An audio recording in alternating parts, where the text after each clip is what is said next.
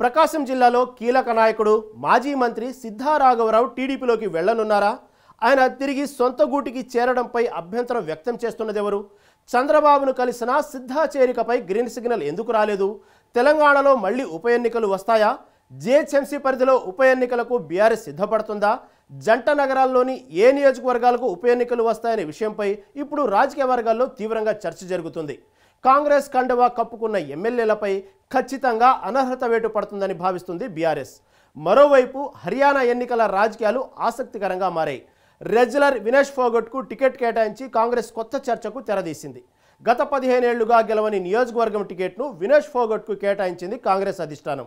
దీని వెనుక వ్యూహం ఏంటి? ఇలాంటి అనేక విశేషాలతో మీ ముందుకు వచ్చింది ఇవాల్టి ఇన్సైడ్ స్టోరీ.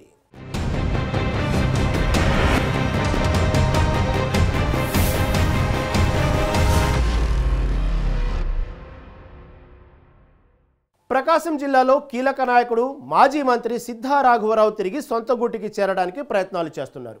2019లో ఎంపీగా పోటీ చేసి ఓడిపోయిన తర్వాత ఆయన టీడీపీ నుంచి వైసీపీలో చేరారు.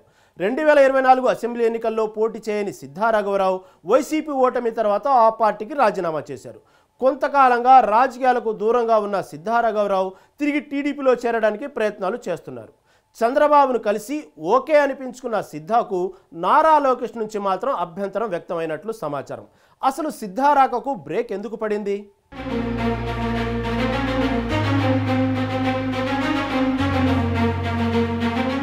ప్రకాశం జిల్లాకు చెందిన ముఖ్య నాయకుడు మాజీ మంత్రి సిద్ధా రాఘవరావు తిరిగి సొంత గూటికి చేరుకోవడానికి ప్రయత్నాలు మొదలుపెట్టారు. 2024 ఎన్నికల్లో వైసీపీ ఓటమి తర్వాత ఆ పార్టీకి రాజీనామా చేశారు. అప్పట్నుంచి సైలెంట్గా ఉన్న సిద్ధా తాజాగా తిరిగి టీడీపీలో చేరాలని ప్రయత్నాలు చేస్తున్నారు. విజయవాడ వరద బాధితుల సహాయార్థం సీఎం సహాయ నిధికి విరాళం అందించడానికి తన సోదరుడితో కలిసి సీఎం చంద్రబాబును కలిశారు. గతంలో సిద్ధాకు అపాయింట్మెంట్ కూడా దొరకలేదు. కానీ వరద సాయం చేయడానికి వెళ్లినప్పుడు మాత్రం సిద్ధాకు కలిసే అవకాశం లభించింది. ఆ సమయంలోనే తిరిగి పార్టీలో చేరే ఉద్దేశాన్ని చంద్రబాబుకు వివరించినట్లు తెలిసిందే. తాను టీడీపీ నుంచే ఎదిగానని, తనను పార్టీలో తిరిగి చేర్చుకోవాలని కోరినట్లు సమాచారం.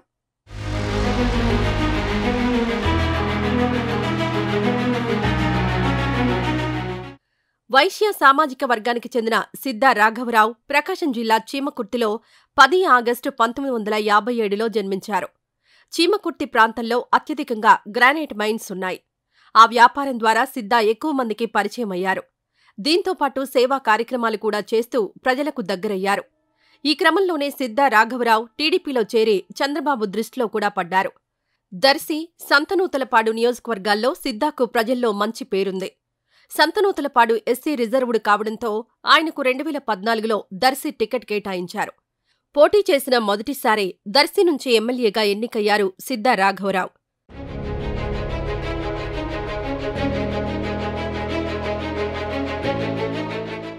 రాష్ట్ర విభజన తర్వాత టీడీపీ అధికారంలోకొచ్చింది.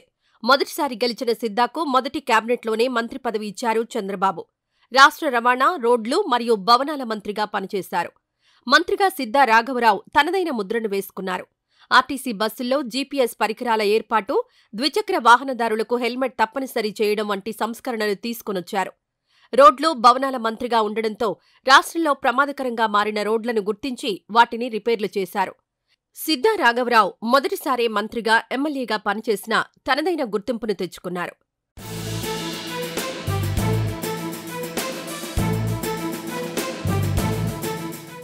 రెండు 2019 ఎన్నికల్లో సిద్ధా రాఘవరావు మరోసారి దర్శి టికెట్ లభిస్తుందని భావించారు. అయితే సిద్ధాకు ఒంగోలు ఎంపీ టికెట్ కేటాయించారు చంద్రబాబు. లోక్సభ ఎన్నికల్లో సిద్ధా రాఘవరావు వైసీపీ అభ్యర్థి మాగుంట శ్రీనివాసులురెడ్డిపై 2,14,851 ఓట్ల భారీ తేడాతో ఓడిపోయారు. ఆ ఎన్నికల్లో వైసీపీ ఘన విజయం సాధించిన తర్వాత సిద్ధా రాఘవరావు కాస్త సైలెంట్ అయ్యారు. కార్యకర్తలు, అభిమానుల ఒత్తిడితో 2020లో ఆయన వైసీపీలో చేరారు. సిద్ధా కుమారుడు, వ్యాపారి అయిన సుధీర్ కుమార్ను 2023లో సీఎం జగన్మోహన్ రెడ్డి టీటీడీ సభ్యుడిగా నియమించారు.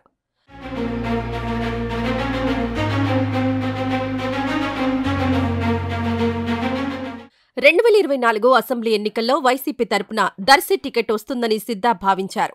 కానీ వైసీపీ అధినేత మాత్రం అద్దంకి, మార్కాపురం లేదా ఒంగోలు నుంచి పోటీ చేయాలని సూచించారు. దర్శిలోనే తనకెక్కువ బలముందని, మిగిలిన నియోజకవర్గాల్లో తనకంతగా పట్టులేదని భావించి సిద్ధా రాఘవరావు అసలు పోటీ నుంచే విరమించుకున్నారు. అప్పట్నుంచే వైసీపీకి దూరంగా ఉంటూ వస్తున్నారు. సిద్ధా కుమారుడు సుధీర్ కుమార్ మొదట్నుంచే వైసీపీతో అంటి ముట్టనట్లుగా ఉన్నారు. టీడీపీలోకే వెళ్దామని కుమారుడే ఒత్తిడి తెచ్చినట్లు సన్నిహితులు చెబుతున్నారు. ఈ క్రమంలోనే ఆయన చంద్రబాబును కలిసి తన మనసులో మాట చెప్పారు.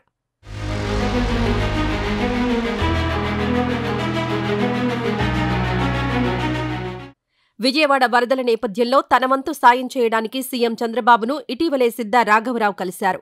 ఆ సందర్భంగా టీడీపీలో తిరిగి చేరాలనే ఉద్దేశం ఉన్నట్లు చెప్పారు. దీనికి సీఎం చంద్రబాబు కూడా సానుకూలంగానే స్పందించినట్లు తెలుస్తోంది.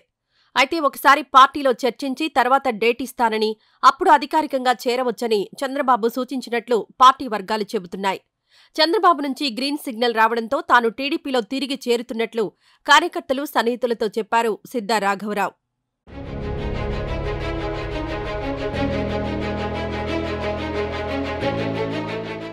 సిద్ధా రాఘవరావు పార్టీలో తిరిగి చేరతారని ఆయన అభిమానులు సంబరాల్లో ఉండగానే మరో వార్త బయటకొచ్చింది. సిద్ధా తిరిగి టీడీపీలో చేరడానికి పార్టీలోని ముఖ్యమైన వ్యక్తి అభ్యంతరం వ్యక్తం చేసినట్లు తెలిసింది.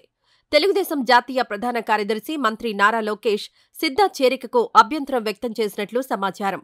టీడీపీ కష్టకాలంలో ఉన్నప్పుడు సిద్ధా పార్టీని వీడి వెళ్లిపోయారని, అలాంటి వ్యక్తిని తిరిగి పార్టీలోకి చేర్చుకోవడం క్యాడర్కు తప్పుడు సమాచారం ఇచ్చినట్లవుతుందని నారా లోకేష్ అభిప్రాయపడినట్లు సమాచారం. ఇప్పటికే దర్శిలో గొట్టిపాటి లక్ష్మి ఉన్నారు. ఆమె స్థానంలో తిరిగి సిద్ధా రాఘవరావును తీసుకుని రావడంపై నారా లోకేష్ అభ్యంతరం వ్యక్తం చేసినట్లు పార్టీ వర్గాలు చెబుతున్నాయి.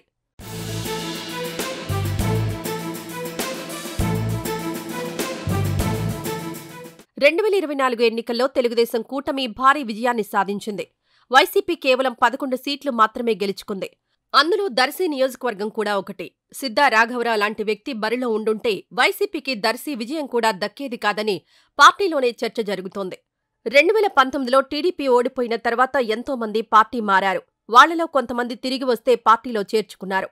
అలాంటప్పుడు సిద్ధా రాఘవరావు చేరికకు మాత్రం అభ్యంతరం ఎందుకనే చర్చ జరుగుతోంది.